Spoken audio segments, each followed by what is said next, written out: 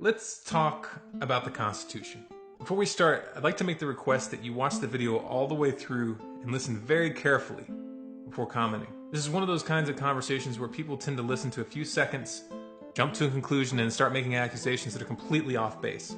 So please, take a deep breath and get ready to question some things that you aren't used to questioning. In our previous video, we asked you to consider how you would face a post-collapse America. One where there were multiple factions who each had their own ideas of how to live. And I asked you how you would deal with rebuilding in the face of those radically incompatible ideologies. Those who want socialism, those who want a resource-based economy, those who want to restore the Constitution, those who want anarcho-capitalism. Now what I put forth is that you have three options for dealing with this situation. One, you try to convert everyone else to your plan. Two, use violence to force everyone into your plan. Or three, you allow people to choose their own plan and you choose your own. The third option is based on a non-aggression principle.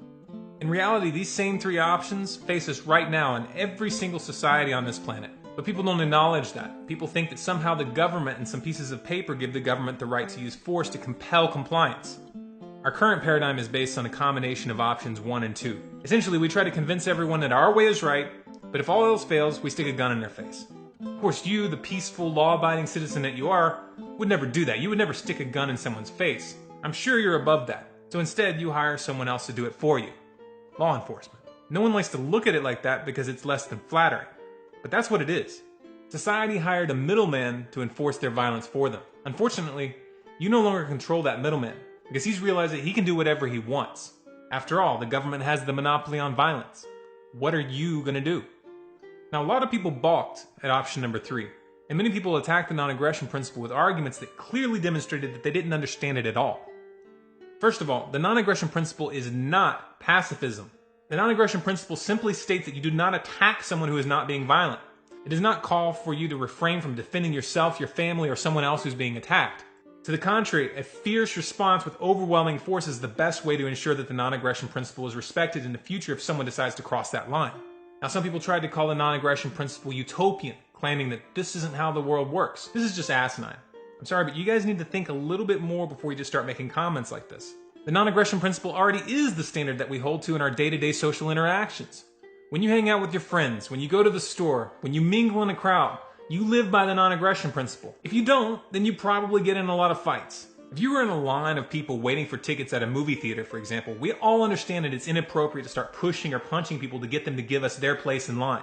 And by the same token, you understand that if someone does come up to you and start pushing you or punching you, you have the right to defend yourself. There's nothing utopian about it. It's just common sense. It's just common decency. For some reason, people have this absurd notion that these principles are nullified if the person using violence and intimidation is wearing a badge or a special uniform. To be perfectly blunt about this, you guys who believe that a badge or a uniform somehow nullifies basic morality are the ones with magical thinking. The non-aggression principle just calls that magical thinking into account.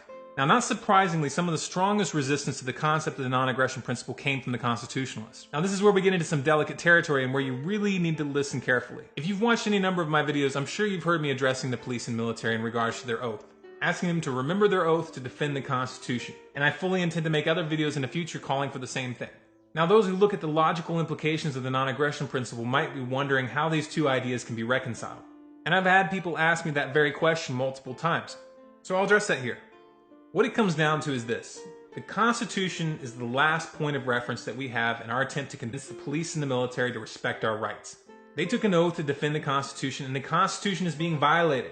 They aren't upholding the Constitution, and as a result, the United States has become a full-fledged police state dictatorship involved in dozens of undeclared wars and covert operations across the globe. Asking them to uphold that oath is something of a minimum request. They already promised to do it, and they haven't. Moreover, they have complied with these orders, which is what made these infringements possible.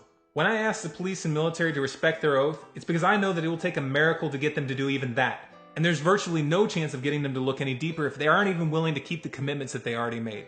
America is headed for a collapse. We have a corrupt government that wants absolute power, and we have a population that is willfully ignorant and distracted by entertainment and consumerism, with a police and military that are not honoring their oaths. In this context, the absolute best we could hope for is to have the police and military resist orders to crush dissidents and to disarm the citizens as the system is collapsing. As such, I consider the Oath Keepers, those who are committed to making a stand, to be the last guardians. Their job is to keep what is left of constitutional boundaries in place as the US government falls. However, after it falls and the dust settles, and the dust will take years to settle, do those who believe in the Constitution believe that they have the right to go and invade the scores of communities who have survived in their own way? What happens if those communities meet you at the gate and say, no, we're not interested in that Constitution anymore? We wrote our own Constitution. We all signed it. What are you going to do then? Are you going to try to force them to submit? Are you going to declare war on them and kill them if they try to defend themselves? Don't sugarcoat this. Don't just say defending the Constitution when what you're really talking about is killing people who don't want to go along with what you want to do. Say what you mean what you say. There are going to be a lot of people who aren't going to accept you forcing that document down their throat. And you're going to have to choose whether you use violence to get your way. Now, for those of you who think that what I'm proposing here is some kind of radical anti-American ideology, consider for a moment that Thomas Jefferson himself stated that every generation should rewrite the Constitution, because he considered it illegitimate to have men that aren't even alive dictate how the next generation is going to live. But let's take it a step deeper.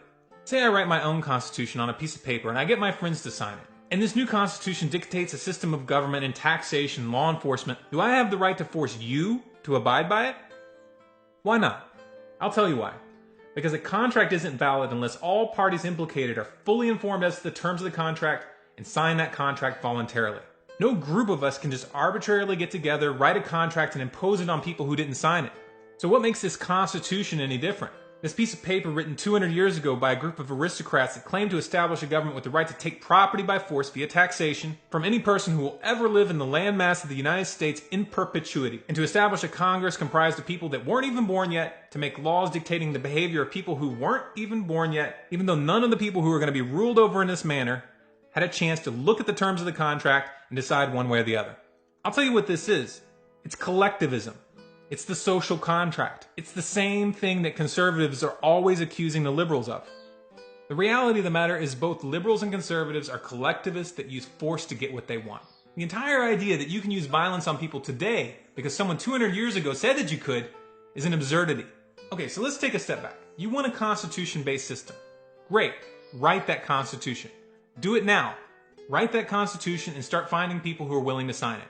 Those who do sign it have agreed to its terms, and by that logic, they should be bound to those terms. But those who choose a different constitution cannot be bound by yours if they didn't sign yours, any more than the American people can be forced to abide by the French Constitution. It is of utmost importance that you come to terms with this right now, because if you don't, you'll have to learn it through war, and you might not win that war.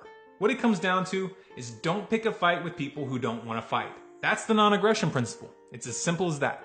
Now, I know I just got through saying some things that are going to set some people off. Once again, I'd like to request that you sit with us for a moment and think about it before you comment. If you're going to respond, use logic, address the specific arguments, and counter them rationally. Don't just throw out catchphrases or one-liners. Don't get emotional. Don't just repeat something that someone else told you. Step outside of your habits for just a few minutes and allow yourself to consider a different paradigm. If you want to live in a world where people let you live the way you want to live without using violence to make you do what they want, then share this video with your friends. Post it on Facebook. Post it on Twitter.